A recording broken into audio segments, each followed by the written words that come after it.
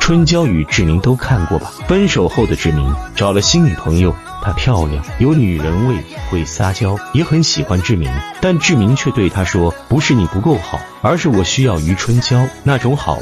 只有余春娇会骂完他乱花钱之后，又被他的冷笑话逗乐。这种三观相处上的吸引，胜于外在的心动，因为你找到了一个能救你的人。恋爱就是需要和被需要，依赖和被赖，是一个人充盈你一个又一个无聊的瞬间，安慰你一个又一个委屈的时刻，是两个互相包容的灵魂，是两种不同人格的自我克制与迁就。钱钟书说过，遇见你之前我没有想过结婚，遇见你之后我结婚，就没有想过和别人。两个人相处不一定要说一些情话，不一定那个每天会对你说甜言蜜语的人他就能够和你共度余生，有的时候一些走心的话，一些用心来对你说的话会更实际一些。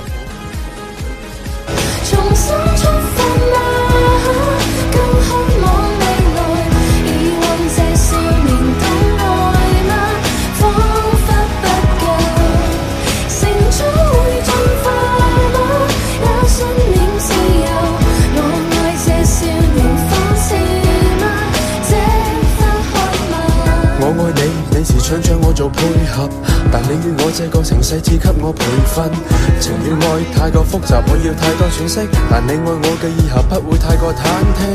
當擁有嘅時候，又接近放手，循環播放劇情有多少個然後？如果係現實，我會選擇打破現實，喺你嘅世界裏面，我會選擇慢慢自由。致命嘅世界永遠好動帶着可，我卻冇時間迷惘，愛情錯過卻唔